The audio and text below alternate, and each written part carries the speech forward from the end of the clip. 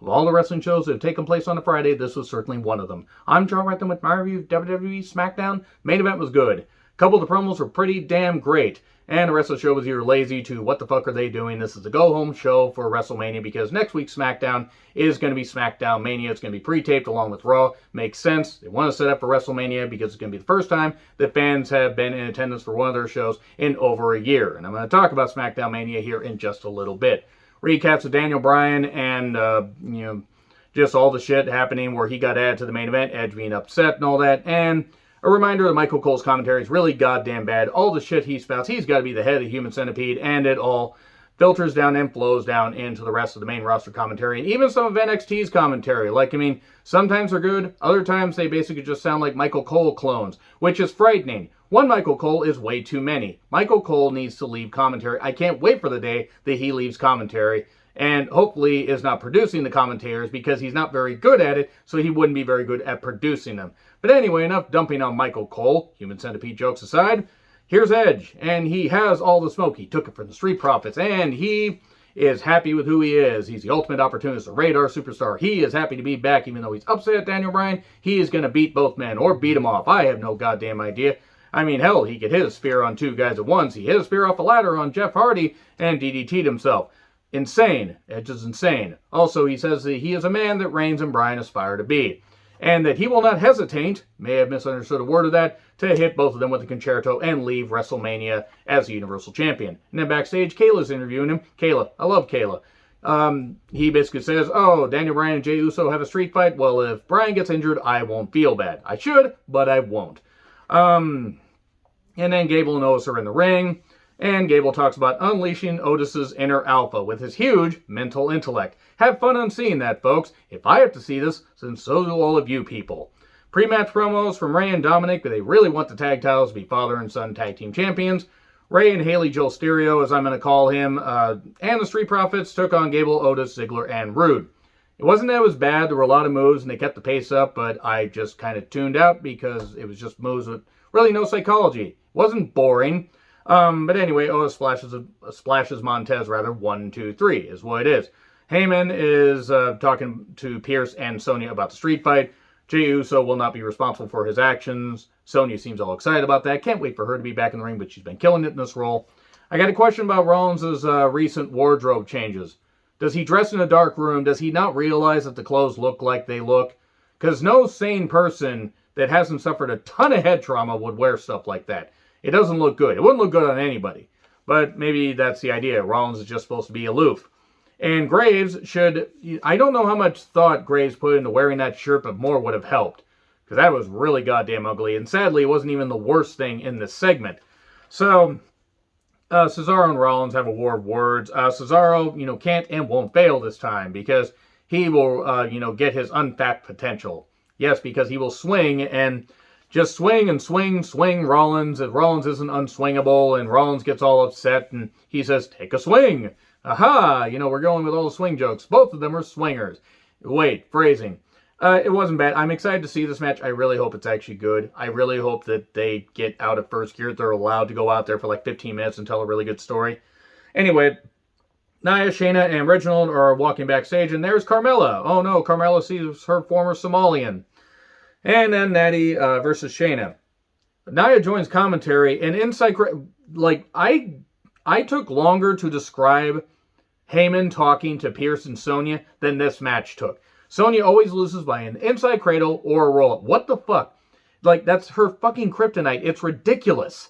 Why in the world does this keep happening? I mean, not just to Shayna, but everybody else. It's stupid. And then... we have everybody showing up. They decided to empty the goddamn locker room. Even some of the Raw locker room. Because, Shayna and Nia are tag team champions. In case you forgot, I actually did until I realized, why the hell are they all running out there? Oh, right, there are 2 sets of women tag team championships for the depth of the, main roster and NXT women's divisions. Why the fuck not? They really should have just had, a title go between 3 brands. But too late to change it until they, absorb them in a year. Anyway... Tamina shows up during this. Ruby and Liv. Nia then, joins the fray. Mandy and Dana. Lana and Naomi. So many run-ins. This is the best they had for the women is what I wrote down. Ridiculous. Oh, and then we have a red carpet premiere where, Gee, I wonder how Zayn feels about this stuff with Logan Paul, given all the stuff that Logan Paul did. Like, oh yeah, I wonder how many dead bodies he filmed in Forest on his way there, because he's known for doing that. And the fact that he wasn't outright canceled and he was, he was young. Yeah, we were all young. You know what a lot of us don't do? Film dead bodies in a Japanese forest, especially, something that's a cursed place. You maybe don't do that. There are certain lines that you don't cross. I'm saying this. How far do you think that has to fucking go? Because I'll let about anything go. Logan Paul's a goddamn idiot. His brother's a goddamn idiot. They can both go to fucking hell for all I care. So, red carpet premiere. Are we being punished for something is what I wrote down. Because Zayn, man, he had to swallow a lot of pride here to really try and make this work. And Zayn is great on promos. He couldn't make this bullshit work. Logan Paul apparently is going to be at Mania. Maybe. They never actually confirmed that, so I'm not really sure. Will he film the cardboard cutouts thinking that they're dead bodies? Because he's known for doing that. I'm going to keep saying that until he can never apologize enough for it, because he's not going to fucking mean it. Because it was a fucking shit thing that he did, and also mocking the Japanese culture. Maybe you don't do that when you are a guest in a country that has way more pride on their worst day than you will ever have on your best day. You stupid frizzy hair cracker motherfucker. Anyway, his parents, I swear their parents had to be related. There is no way that anybody that wasn't the end result of 3 generations of inbreeding would be as stupid as him. Anyway, so the trailer is epic sounding, and Logan then says, well, Owens told him he was paranoid. And then Owens runs in to try and salvage this, but he can't. Stuns Owens, Owens stuns Owens. That would have been amazing. Stuns Zayn, because I'm so goddamn, flabbergasted that Logan Paul was allowed on a wrestling program. And he says he will stun him back to reality and beat his ass and everything. And the fact that he did not stun Logan Paul and powerbomb him through 3 tables is disappointing. But it is what it is. Don't put Logan Paul at Mania. Stop it. Get some help. Edge then wants to be on commentary for the main event. Carmella needs to be off TV, and Graves sure, loves reminding us of the fact that, he left and abandoned his wife and children for somebody that looks like a diseased piece of beef jerky. So then Sammy attacks Owens backstage. You ruined everything. I'll see you at Mania. I'll see you at Mania. And then the fact that Owens didn't hear him coming in that, very, very loud jacket is, very, very telling. So anyway, Bianca then says she wants that Sasha, to face that Sasha that attacked her last week. The boss, everything, all that. The woman that, thinks she's better than everybody else, because then it'll be that much sweeter when she beats her. Carmella trying to steal a match like she saw someone else's husband and wanted to upgrade or downgrade. Carmella at this point is Carmella Sky. She's only hopping from dick to dick to stay in wrestling because she really has no discernible talent of her own. Same as Velvet Sky. I hope that she's not as much of a conspiracy nut as Miss Velvet Sky, that stupid twat. I don't like anybody, can you tell? And then Carmella and Bianca. Poor Bianca having to herniate every disc in her back and also basically, dumb herself down because Carmella can't do anything. She can't.